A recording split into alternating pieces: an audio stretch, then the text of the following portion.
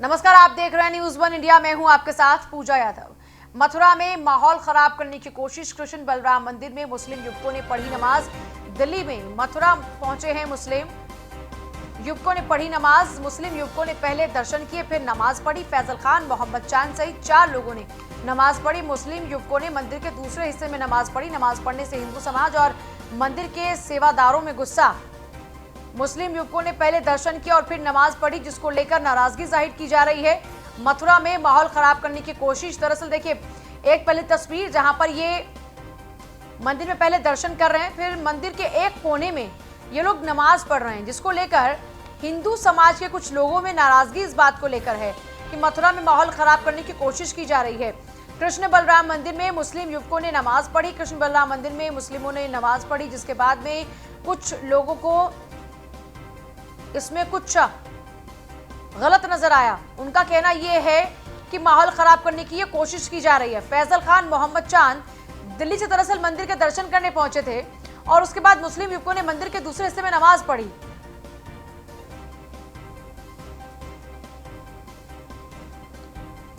मथुरा में माहौल खराब करने की कोशिश। कृष्ण बलराम मंदिर में मुस्लिम युवकों ने पढ़ी नमाज। कृष्ण बलराम मंदिर में मुस्लिम युवकों ने नमाज पढ़ी।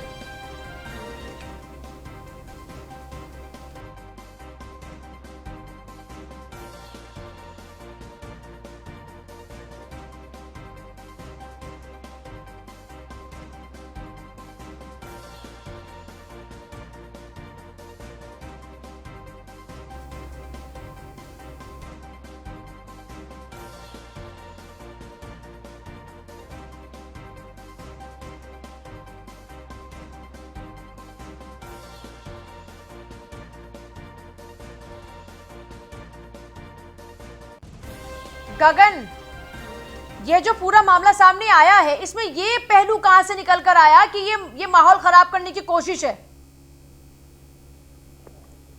गगन जी ये माहौल खराब करने की कोशिश कैसे? जी हाँ, मैं बता दूं आपको कि ये जो है नंद बलराम मंदिर का मामला है, जहाँ पे जो है 2 मुस्लिम युवकों के द्वारा जो है नमाज अदा की गई। कहीं न कहीं ये जो है एक धार्मिक माहौल को खराब करने की व्यवस्था लग रही है। वहीं पे धार्मिक संत समाज और मंदिर सेवा में भी रोष व्याप्त है।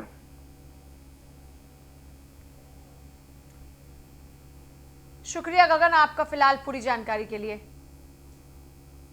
फैजल खान, मोहम्मद चांद कि वो लोग हैं जो दिल्ली से पहुंचे थे यहां मंदिर में दर्शन के लिए।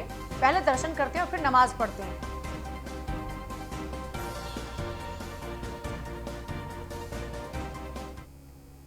यूपी विधानसभा उपचुनाव में 7 सीटों पर चुनावी शोर थम चुका है। 3 नवंबर को 7 सीटों के लिए मतदान होना है। 10 नवंबर को 7 विधानसभा सीटों के नतीजे आएंगे।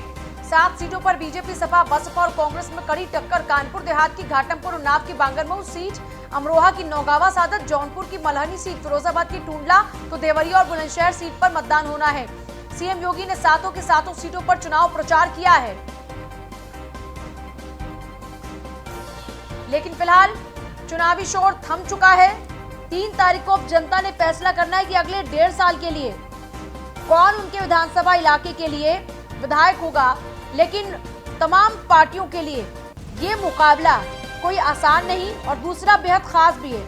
देखिए, सरकार की जो साख है वो दांव पर है, क्योंकि इन 7 में से 6 सीटें बीजेपी के पास में थी। अगर इनमें से एक भी और लॉस होता है तो जाहिर सी बात है विपक्ष के पास में अच्छा खासा मौका होगा भुनाने का, ये कहकर कि देखिए 87 लोगों के खिलाफ में इस वक्त जो हवा है वो बह रही है और लोग इस सरकार को पसंद नहीं कर रहे हैं। लेकिन वहीं अगर विपक्ष की सीट पर बीजेपी ने कब्जा कर लिया तो सत्ता पक्ष के पास से मौका होगा कहने का कि देख लीजिए, जो बड़ी बड़ी बातें करते थे आज उनकी सीट भी हमारे पास है। राहुल श्रीवास्तव मेरे साथ, मेरे सहयोगी हैं। राहुल, चुनावी शोर थम चुका है। 3 तारीख को मतदान होगा। मतदान से पहले तमाम पार्टियों की ओर से अपने अपने स्तर पर खूब राजनीतिक तिकड़म बिठाई गई है। निश्चित तौर पर, और सबसे ज्यादा अगर बात करें तो भारतीय जनता पार्टी ने पूरी ताकत झोंकी थी। जिस तरह से उपचुनाव है 7 सीटों पर, खुद सीएम योगी आदित्यनाथ ने कमान संभाल रखी थी और तमाम जगह जितनी सीटों पर उपचुनाव होने थे वहां वो खुद गए, वहां प्रचार किया। विपक्ष की तरफ से भले कोई बड़ा नेता नहीं दिखा गया, लेकिन विपक्ष ने ट्विटर के माध्यम से या और माध्यम सोशल मीडिया के माध्यम से लगातार सरकार पर निशाना साधा। ऐसे में देखना होगा जब 10 तारीख को मतगणना होगी उस दिन यूपी की जनता क्या उत्तर प्रदेश की सरकार पर जो पिछले 3.5 साल में उन्होंने काम किए उस पर विश्वास करती है या फिर कुछ बदलाव चाहती है, क्योंकि 2022 के पहले जो विधानसभा चुनाव होना उसके पहले ये सेमीफाइनल के तौर पर देखा जा रहा है। जो भी पार्टी बेहतर प्रदर्शन करेगी निश्चित तौर पर वो अति आत्मविश्वास के साथ विधानसभा चुनाव में जाएगी। जी अच्छा राहुल, अगर अभी तक देखते हैं तो ज्यादा जोर आजमाइश कौन करता नजर आए इस उपचुनाव के लिए, और कौन पर्दे के आगे आकर यहाँ जनता के बीच में था प्रदर्शन करते हुए परफॉर्मेंस, और या फिर पर्दे के पीछे वाली वो कौन सी पार्टियां रही आपके हिसाब से? देखिए, निश्चित तौर पर अगर सबसे ज्यादा किसी ने मेहनत की है तो वो निश्चित तौर पर भारतीय जनता पार्टी ने की है, क्योंकि खुद CM Yogi Adityanath, deputy CM Keshav Prasad Maurya, Dinesh Sharma, इन तमाम लोगों ने पूरी ताकत झोंक दी थी इस उपचुनाव में। विपक्ष की बात करें, विपक्ष की तरफ से फिलहाल कोई बड़ा नेता सामने नहीं आया, चाहे अखिलेश यादव की बात करें या बीएसपी सुप्रीमो मायावती की बात करें, क्योंकि बीएसपी पहली बार उपचुनाव में अपनी किस्मत आजमा रही है, लेकिन उनकी तरफ से कोई भी बड़ा नेता नहीं गया चुनाव प्रचार करने। कांग्रेस का भी यही हाल था। तो ऐसे में देखना होगा कि आखिर क्या रणनीति है विपक्ष की, किस तरह से इस उपचुनाव को वो देख रहे हैं, क्योंकि सभी पार्टियों ने पूरी तरह से जो प्रत्याशी उतारने में पूरे दमखम का प्रत्याशी उतारा है। तो निश्चित तौर पर 3 तारीख को मतदान होगा, 10 तारीख को मतगणना होगी, तो देखना होगा कि आखिर किसकी रणनीति काम आई। अच्छा राहुल, एक और सवाल यहाँ पर ये है कि उत्तर प्रदेश में अगर जातिगत समीकरण के बगैर, यानी अपने गणित बिठाए बगैर अगर कोई चुनावी मैदान में उतरता है तो उससे ज्यादा मूर्ख कोई नहीं कहलाता। तो इस बार भी वो जातिगत समीकरण बिठाने में कौन कितना कामयाब नजर आ रहा है? निश्चित तौर पर बिल्कुल सही कहा आपने, क्योंकि उत्तर प्रदेश की राजनीति बिल्कुल जातिगत राजनीति पर आधारित रही है और हर पार्टी ने कुछ यही देखकर अपने प्रत्याशियों को मैदान में उतारा है। पिछले कुछ दिनों से जो एक उत्तर प्रदेश में एक हवा उड़ रही है कि जो ब्राह्मण है वो सरकार से नाराज है, तो ऐसे में विपक्ष ऐसे प्रत्याशियों को उतारा है जो सरकार से नाराज है और उसका फायदा उठाने की वो कोशिश कर रहा है। निश्चित तौर पर इस उपचुनाव में भी जातिगत राजनीति को मिली है, प्रत्याशी उस हिसाब से उतारे गए हैं जो जीतने वाले हो, जिनकी जाति उस क्षेत्र में जाता हो। लेकिन ये तो समय बताएगा। ये मानकर चले कि विपक्षी सीट जीतने से ज्यादा फोकस इस वक्त जातीय गणित बिठाने में लगा हुआ है। निश्चित तौर पर, क्योंकि इसके बहाने 2022 का विधानसभा, क्योंकि उसके लिए समय बहुत कम रह गया है और हर पार्टियां 2022 विधानसभा चुनाव पर पूरी तरह से फोकस कर रही हैं और शायद यही वजह है कि जातिगत राजनीति उत्तर प्रदेश में समय विपक्ष लगातार निशाना साध रहा है एक विशेष वर्ग को लेकर, और शायद यही वजह है कि उत्तर प्रदेश में जो राजनीति है वो पूरी तरह से जातिगत हो गई। लेकिन ये देखना होगा कि 10 तारीख को क्या जाति जीतती है या उत्तर प्रदेश में जो योगी आदित्यनाथ की सरकार काम करा रही है उसकी जीत होती है। ये 10 तारीख काफी अहम होगी उत्तर प्रदेश के लिए। जी बने रहेगा हमारे साथ में राहुल, वापस लौटी हूं आपके पास। बिहार विधानसभा चुनाव में फिर गरजेंगे सीएम योगी। सीएम योगी आदित्यनाथ कल बिहार दौरे पर रहेंगे। पश्चिम चंपारण, रक्सौल, सीतामढ़ी यहाँ जनसभा है उनकी। शाम वापस लखनऊ लौटेंगे सीएम योगी आदित्यनाथ। 4 नवंबर को भी बिहार दौरे पर जाएंगे सीएम योगी आदित्यनाथ। पूर्णिया, कटिहार, मधुबनी, दरभंगा, सहरसा में भी जनसभा को करेंगे संबोधित। और राहुल लगातार बने हमारे साथ में। राहुल, बिहार में अब भी डिमांड लगातार बाकी है। निश्चित तौर पर, और शायद यही वजह है कि एक के बाद एक सीएम योगी आदित्यनाथ बिहार का दौरा कर रहे हैं। उत्तर प्रदेश के साथ साथ वो बिहार में के चुनाव में भी काफी सक्रिय हैं, क्योंकि प्रधानमंत्री नरेंद्र मोदी के बाद अगर सबसे ज्यादा किसी की डिमांड है तो उत्तर प्रदेश के जो मुख्यमंत्री हैं सीएम योगी आदित्यनाथ, और यही वजह है कि कल वो एक बार फिर बिहार के दौरे पर रहेंगे। पश्चिमी चंपारण, रक्सौल और सीतामढ़ी में वो जनसभा संबोधित करेंगे और फिर बुधवार यानी 4 तारीख को वो एक बार फिर बिहार के दौरे पर रहेंगे और पूर्णिया, सहरसा, दरभंगा कई जगह पर जनसभा को संबोधित करेंगे। लगातार जिस तरह से मांग है जो बीजेपी प्रत्याशी लड़ रहे हैं उनकी कि सीएम योगी आदित्यनाथ प्रचार करो जाए, यही वजह है कि एक के बाद उनके दौरे बिहार में लग रहे हैं। शुक्रिया। और यूपी में कोरोना के अब तक 1.5 करोड़ टेस्ट हो चुके हैं। खुद सीएम योगी ने ट्वीट कर इस बात की जानकारी दी है। स्वास्थ्य सुरक्षा को लेकर सरकार प्रतिबद्ध है। सीएम योगी ने ट्वीट कर लिखा है आपकी सरकार ने प्रदेश में कोविड-19 के 1.5 करोड़ टेस्ट पूरे किए हैं। टेस्ट की संख्या पूरे देश में सर्वाधिक है। आपके स्वास्थ्य, सुरक्षा और कल्याण के लिए आपकी सरकार पूरी तरह प्रतिबद्ध है। डर संकोच को छोड़कर कराएं टेस्ट। अपना ध्यान रखें, सुरक्षित रहें।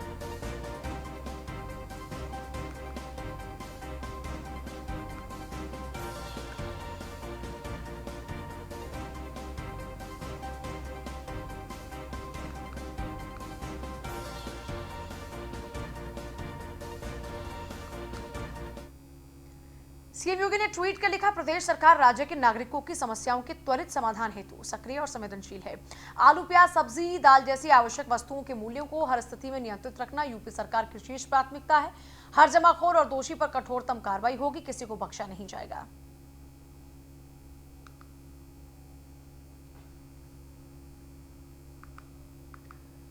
सीएम योगी से मिले ड्रैगन फ्रूट की खेती करने वाले किसान गया सिंह। पीएम मोदी ने मन की बात कार्यक्रम में इनका जिक्र किया था। लंबुआ के ग्राम कोयरा खुर्द में प्रसाद सिंह प्रदेश के इकलौते ऐसे किसान हैं जो कि चाइनीज फल ड्रैगन फ्रूट की खेती करते हैं, वो भी ऑर्गेनिक तरीके से बड़े पैमाने पर। गया सिंह ने बताया कि ड्रैगन फ्रूट असल में वियतनाम का है। वियतनाम की 80% अर्थव्यवस्था ड्रैगन फ्रूट की ही खेती पर निर्भर है, क्योंकि इस फल को चाइना ने पूरे विश्व में फैलाया, इसलिए ये वही फल कहलाने लगा और इसका नाम भी ड्रैगन फ्रूट पड़ गया। गया सिंह के मुताबिक ऑर्गेनिक तरीके से प्रदेश में बड़े स्तर पर ड्रैगन फ्रूट की खेती की जा सकती है। इससे किसानों की आय में 8 गुना तक की बढ़ोतरी होगी। गया सिंह करीब 100 आरसीसी के पिलर पर ड्रैगन फ्रूट उगाते हैं।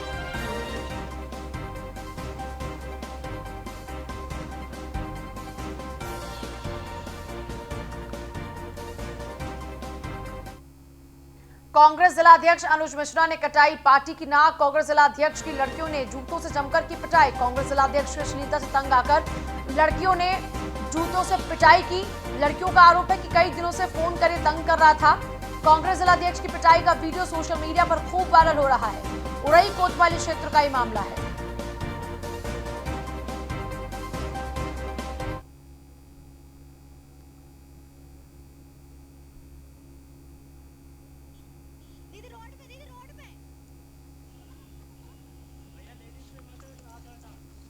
रोड पे मारो इसको,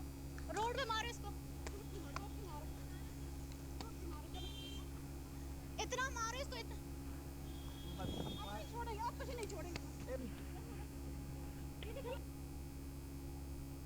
थाना कोतवाली उड़ई में रेलवे स्टेशन रोड का वीडियो बताया जा रहा है, दिखाया गया है जिसमें 2 लड़कियां हैं और एक शख्स के साथ में मारपीट हुई है। इसमें 2 लड़कियां मारपीट कर रही हैं। शख्स का जो प्रथम दृष्टया जो जानकारी दी है यहाँ के लोग बताया जा रहा है बाकी इस मुद्दे पर पूरी जाँच मामले की पूरी जाँच की जा रही है और सीमा सिटी और महिला थाना जाँच उपरांत जो भी तथ्य सामने आएंगे। ललितपुर के डीएम ए दिनेश कुमार से जुड़ी बड़ी खबर इस बीच है। डीएम ए दिनेश कुमार की पत्नी के आरोपों से जो थे वो उन आरोपों से पलट गई है। डीएम ए दिनेश कुमार की पत्नी ने आरोप लगाया था प्रताड़ना का। क्या डीएम ए दिनेश कुमार ने दबाव डालकर रिकॉर्ड कराया नया वीडियो? इससे पहले एक वीडियो सामने आया था जिसमें उनकी पत्नी कह रही थी कि उन्हें बचा लो, गुहार लगा रही थी, लेकिन अब डीएम ए दिनेश कुमार की उस पत्नी ने अपना वो बयान पलट लिया है। अब एक नया वीडियो जारी किया। ललितपुर के जो डीएम है ए दिनेश, ये उनसे जुड़ी बड़ी खबर है। क्या उन्होंने पत्नी पर दबाव डालकर एक नया वीडियो बनवाकर जारी किया है? डीएम ए दिनेश कुमार की पत्नी पर क्या दबाव डाला गया? दबाव डालकर क्या नया रिकॉर्ड कराया गया वीडियो? ललितपुर के डीएम ए दिनेश, जिनके ऊपर प्रताड़ना के आरोप लगे थे, वो अपनी पत्नी को प्रताड़ित कर रहे थे। उनकी पत्नी ने अपने पति के खिलाफ एक वीडियो बनाया क्योंकि वो लगातार उन्हें प्रताड़ित कर रहा था और वो गुहार भी लगा रही थी इस वीडियो के अंदर कि उनकी जान बचा ली जाए, उनको बचा लिया जाए। प्रताड़ना से तंग आकर वीडियो बनाया, लेकिन फिलहाल अपने उसी बयान से पलट गई हैं।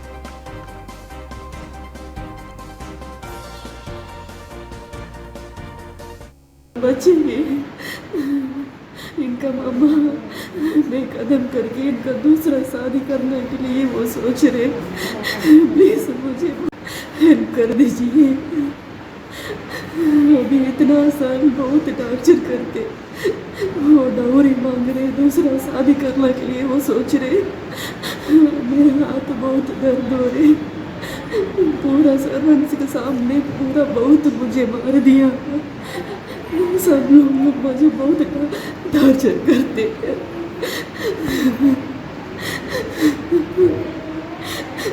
पहले भी इसी तरीके बहुत टाइम मुझे मार दिया, बार बार मुझे मार करके इतना टॉर्चर करेंगे। प्लीज हेल्प कर दीजिए। Good evening everybody. कल थोड़ा गुस्सा में थी, थोड़ा ज़्यादा टेंशन था, थोड़ा डिप्रेशन हुआ, इसलिए थोड़ा हमारा पर्सनल मैटर कौन ने रिकॉर्ड किया हमका पता नहीं, कैसे वायरल हुआ पता नहीं। ये सब कुछ पूरा हमारा फैमिली मैटर है, हम बात करके सब कुछ हम सॉल्व कर दो। ये कौन ने पोस्ट किया, कैसे वायरल हुआ हमका पता नहीं है, ये पूरा हमारा फैमिली।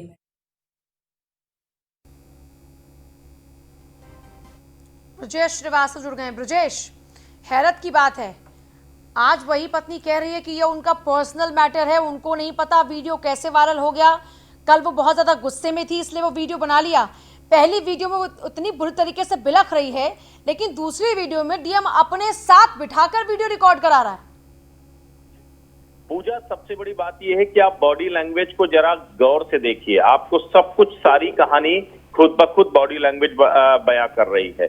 जिस तरीके से डीएम की पत्नी एक दिन पहले अपने वीडियो वायरल में सनसनीखेज तरीके से आरोप लगा रही थी, साफ तौर पर कह रही थी कि डीएम से और उसकी मां से मुझे जान का खतरा है, वो मुझे लगातार मारते हैं, पीटते हैं, प्रताड़ित करते हैं, दूसरी शादी करने की जो पूरी योजना तैयार कर रहे हैं, और अगर मुझे कुछ होता है तो उसके जिम्मेदार ये लोग होंगे।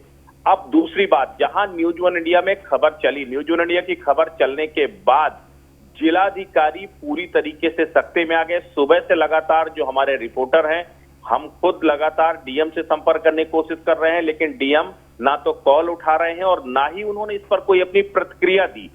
उल्टे इस पूरे मामले को अब दबाने की कोशिशों में लग गए हैं। और जिस तरीके से पत्नी को साथ में बिठा करके पूरा वीडियो वायरल किया है, और इस वीडियो में भी आप देखिए, बॉडी लैंग्वेज देखिए, बस साफ तौर पर समझ में आ रहा है। देखिए, आपका ये फैमिली मैटर तब तक था जब तक की बात पब्लिक फोरम पर नहीं आई थी। पब्लिक फोरम पर अगर कोई चीजें आई हैं तो क्या पुलिस को इस पूरे मामले में इन्वेस्टिगेट नहीं करना चाहिए?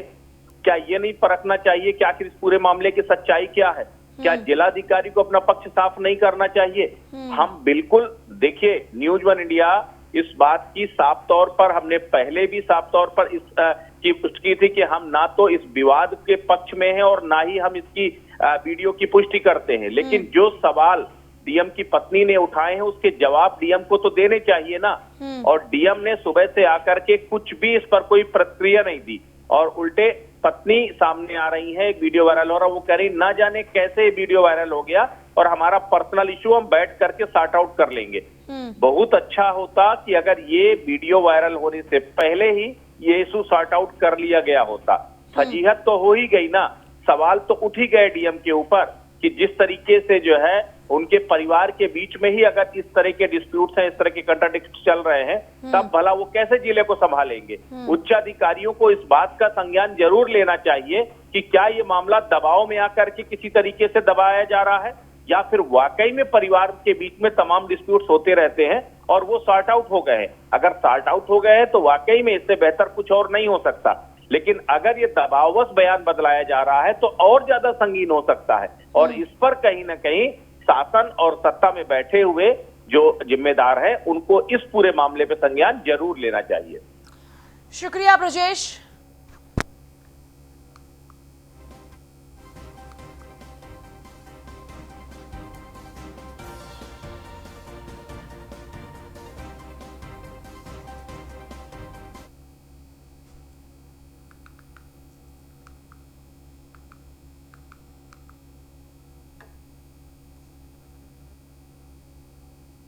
बच्चे इनका मामा बेकदम करके इनका दूसरा शादी करने के लिए वो सोच रहे। प्लीज मुझे हेल्प कर दीजिए।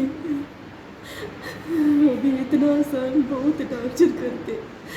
वो डाउरी मांग रहे, दूसरा शादी करने के लिए वो सोच रहे। मेरे हाथ बहुत दर्द हो रहे, पूरा सर्वेंट्स के सामने पूरा बहुत मुझे मार दिया। सब लोग मुझे बहुत टॉर्चर करते हैं।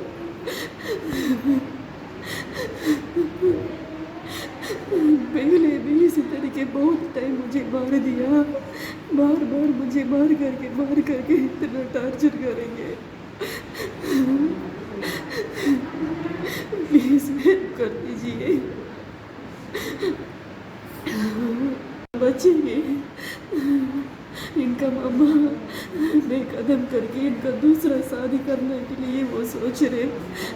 प्लीज मुझे हेल्प कर दीजिए।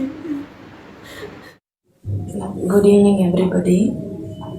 कल थोड़ा गुस्सा में थी,